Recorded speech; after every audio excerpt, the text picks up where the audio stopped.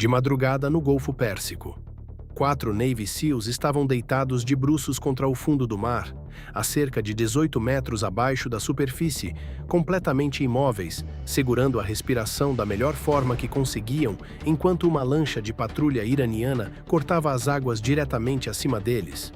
Era possível sentir a vibração das hélices atravessando a água como um pulso constante e ameaçador. Uma bolha, um movimento brusco, uma assinatura magnética forte o suficiente para romper o limiar de ruído.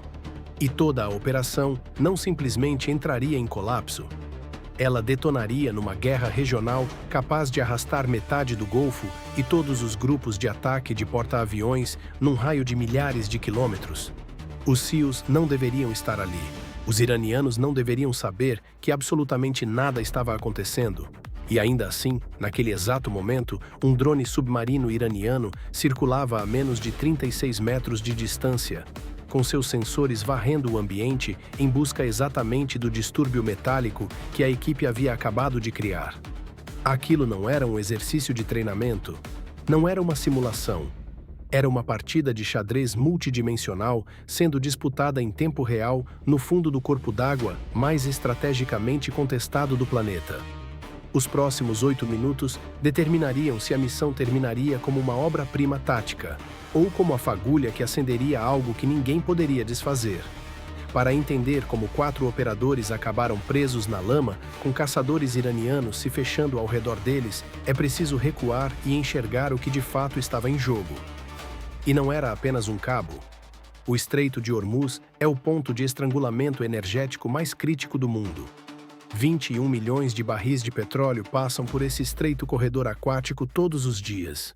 Não é uma estimativa, é um número concreto e representa aproximadamente 21% do consumo global de petróleo. Se o estreito fechar, os preços do petróleo não sobem, eles explodem. Reservas estratégicas são ativadas, cadeias de suprimento travam. Economias inteiras começam a funcionar na reserva em questão de semanas. O Irã sabe disso, os Estados Unidos sabem disso, e durante anos, Teherã vinha construindo silenciosamente uma infraestrutura subaquática projetada para dar ao país o controle total sobre esse ponto de estrangulamento caso as coisas esquentassem de verdade. Enterrada abaixo do fundo do Golfo, havia uma extensa rede de fibra óptica conectando estações de radar costeiras, baterias de mísseis antiarmadas e embarcações de ataque rápido estacionadas na base naval de Bandar Abbas. Era um sistema nervoso militar blindado, imune ao bloqueio de satélites, resistente a ataques aéreos e praticamente invisível para a vigilância convencional. Isso não era simplesmente infraestrutura de comunicações. Era a espinha dorsal de comando e controle que permitia ao Irã coordenar táticas de enxame com dezenas de embarcações pequenas, rápidas e fortemente armadas, capazes de sobrepujar até mesmo um contratorpedeiro se avançassem em conjunto. O cabo em si era considerado intocável. O Irã o chamava publicamente de uma camada defensiva impenetrável. E não era blefe. A instalação estava protegida por camadas de sensores de backup, drones subaquáticos e armadilhas acústicas projetadas para detectar qualquer intrusão. Neutralizá-lo não era simplesmente cortar um fio. Era decapitar uma rede de ameaças distribuída sem que o Irã jamais soubesse que você esteve lá. Foi aí que o plano da missão entrou em cena. E ele foi concebido como uma operação multidimensional desde o início. Isso significava que a ação no fundo do mar era apenas uma peça de um sistema muito maior que se estendia do assoalho oceânico até mais de 6.000 metros de altitude. Na superfície, uma embarcação de apoio, com a aparência de um barco pesqueiro local maltratado, derivava lentamente. Sua assinatura de radar havia sido deliberadamente envelhecida. O casco enferrujado, o perfil de velocidade indistinguível das dezenas de barcos de madeira que trabalhavam naquelas águas todas as noites. Mas sob aquele casco havia um relé de comunicações blindado e uma escotilha de inserção selada. Foi por ali que os 4 SEALs entraram na água. Atrás da embarcação de apoio, mantendo posição logo fora das águas territoriais iranianas, havia um contratorpedeiro da classe Arleigh Burke, operando em total silêncio eletromagnético. sem radar ativo, sem transmissões de rádio, apenas sensores passivos e um arsenal completo de contramedidas em estado de alerta. E abaixo de tudo isso, imóvel numa trincheira profunda havia 2 dias, estava um submarino da classe Virginia. Ele não estava ali para disparar torpedos. Estava ali para mapear o ambiente subaquático, rastrear camadas térmicas capazes de desviar o sonar e enviar à equipe de SEALs dados de navegação em tempo real por meio de pulsos acústicos altamente focados, quase impossíveis de detectar. Acima da superfície, orbitando em altitude de cruzeiro, um avião de patrulha marítima P-8 Poseidon mantinha vigilância constante sobre a base naval de Bandarabas. Oficialmente, registrava monitoramento de rotina. Na realidade, seu radar estava travado em cada embarcação de ataque rápido iraniana no porto, pronto para disparar um alerta no momento em que qualquer uma delas ligasse seus motores. Toda essa malha, submarino, contratorpedeiro, embarcação de apoio, aeronave, criava uma rede invisível de 360 graus ao redor da missão. Os SEALs não estavam operando sozinhos, estavam operando dentro de uma grade coordenada de sensores e comunicações que o Irã sequer sabia que existia. De madrugada, os 4 operadores já estavam a 18 metros de profundidade, avançando em formação de losango cerrado em visibilidade próxima de zero. A água no Golfo não é clara. É uma suspensão densa de sedimento, lama e matéria orgânica. A visibilidade em profundidade raramente passa de 3 metros. A equipe navegava inteiramente por um tablet de sonar, seguindo um mapa luminoso da rede de fibra óptica que o Virginia havia construído ao longo de 2 dias de imageamento acústico passivo. O cabo-alvo estava marcado. O vetor de aproximação estava limpo. Eles dispunham de 90 minutos de autonomia com os rebreachers, o que significava 90 minutos para localizar o cabo, plantar o dispositivo, apagar os rastros e extrair antes que o ar acabasse ou sua presença fosse detectada. Eles avançaram com dificuldade contra fortes correntes subaquáticas, olhos fixos na contagem regressiva. A 20 metros de profundidade, o homem da frente ergueu o tablet e a rede se materializou na tela. Uma teia luminosa de dutos de dados, correndo pelo fundo do mar como veias. Teherã havia chamado aquilo de fortaleza impenetrável. Mas naquele momento, 4 SEALs estavam prestes a transformar essa fortaleza em um passivo, e os iranianos jamais veriam vir o golpe. O plano não era destruir o cabo diretamente. Um corte limpo seria detectado em horas e reparado em dias. Em vez disso, o dispositivo era algo muito mais insidioso. Um injetor de microfalhas, um sofisticado equipamento não maior que um baralho de cartas, projetado para ser embutido diretamente no núcleo de fibra óptica. Uma vez instalado, ele introduziria corrupção de dados intermitente em toda a rede. Não uma falha catastrófica, apenas microfalhas aleatórias, ordens atrasadas por meio segundo, coordenadas desviadas por alguns metros, feeds de vídeo congelando por uma fração de momento. O gênio do dispositivo estava no fato de não quebrar o sistema. Ele tornava o sistema não confiável. E esse tipo de erosão é muito mais perigoso do que uma sabotagem limpa, porque os engenheiros iranianos passariam semanas perseguindo falhas fantasmas de hardware em vez de suspeitar de um ataque externo. Mas instalar o dispositivo exigia precisão cirúrgica.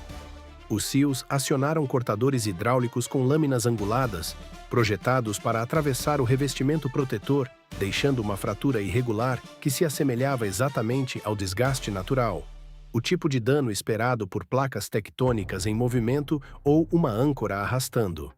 Quando os mergulhadores iranianos eventualmente descissem para inspecionar, veriam um cabo desgastado e registrariam como falha mecânica.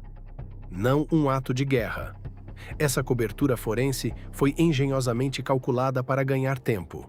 E naquele contexto, tempo valia mais do que poder de fogo. No entanto, a operação enfrentou um problema crítico durante o posicionamento final. O cabo-alvo estava enterrado mais fundo na lama do que o esperado. Para guiar a equipe até o núcleo exato, o Virginia foi forçado a disparar um único pingueiro acústico de alta intensidade, um pulso de navegação destinado a cortar o sedimento e marcar a localização do cabo com precisão centimétrica. Esse pulso era silencioso para padrões de submarino. Mas não era silencioso. E ele acordou algo. Enterrado na lama nas proximidades havia um drone subaquático iraniano, o Agdar, um ativo de patrulha autônomo pré-programado, especificamente projetado para proteger infraestrutura estratégica. Diferentemente dos drones de superfície, o Agdar carrega um detector de anomalia magnética. E ele captou duas coisas: o rastro metálico deixado pelos slays de mergulho da equipe e a assinatura acústica do pinger do Virginia. O drone abandonou sua rota de patrulha e virou bruscamente em direção à posição da equipe. Seus sensores frontais travaram o alvo. O Agdar possui um protocolo de segurança incorporado. Ao detectar um intruso, ele sobe à superfície e transmite um alarme criptografado para o comando de Bandarabas. A equipe de SEALs agora tinha entre 12 e 15 minutos antes que o drone rompesse a superfície e transformasse a missão de um acidente encenado em um ato declarado de guerra. A 18 metros de profundidade, oxigênio diminuindo, um caçador robótico se aproximando. Eles estavam encurralados. Enquanto o Agdar acelerava em direção à sua posição, a equipe respondeu com um bloqueador eletromagnético portátil.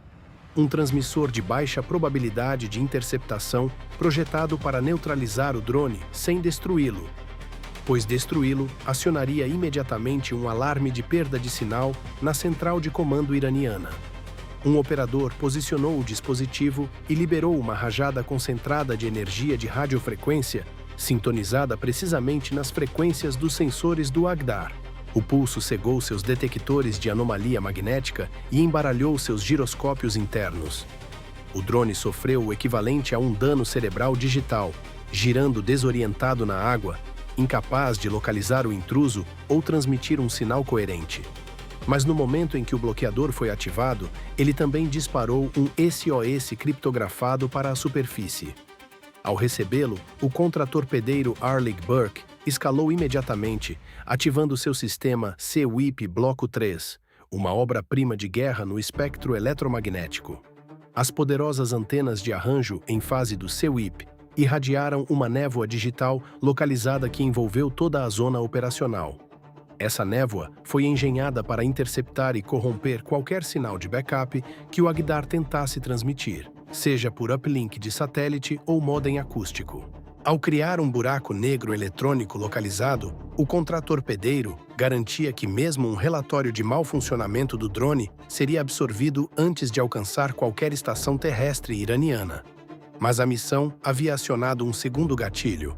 Os iranianos haviam embutido um sistema de backup simples, porém letal, próximo ao nó de fibra óptica.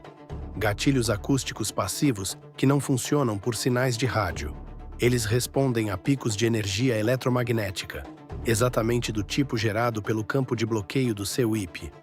Quando a pressão eletromagnética disparou, um circuito secundário enterrado na lama ganhou vida e começou a pulsar um ping rítmico de alta intensidade pela água. Um farol de socorro mecânico projetado para romper qualquer contramedida eletrônica. Duas lanchas de patrulha iranianas que estavam à deriva a poucos quilômetros de distância captaram o sinal instantaneamente e viraram, acelerando a 40 nós em direção à origem. Os SEALs estavam agora presos entre um drone cegado e uma ameaça de superfície se aproximando, com sua posição sendo transmitida por um alarme que não tinham como desligar. Com as lanchas de patrulha iranianas avançando, a operação entrou em sua fase final. Um engano multidimensional coordenado, projetado para fazer o inimigo perseguir sombras.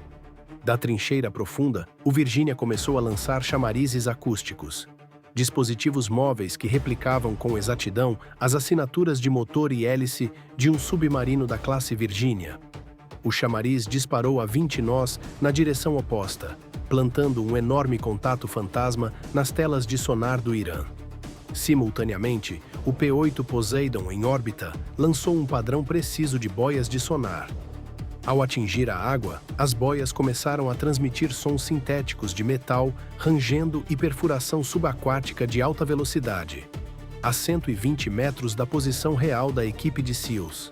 Para os operadores de sonar iranianos, parecia exatamente com uma equipe americana trabalhando freneticamente no lugar completamente errado. Enquanto as lanchas de patrulha iranianas perseguiam o fantasma gerado pelo Virginia e pelo P-8, os operadores de SEALs voltaram ao objetivo primário. Eles embutiram o injetor de microfalhas diretamente no núcleo de fibra óptica, selaram o revestimento e realizaram uma varredura meticulosa da cena, contabilizando cada peça de equipamento e alisando cada rastro na lama perturbada.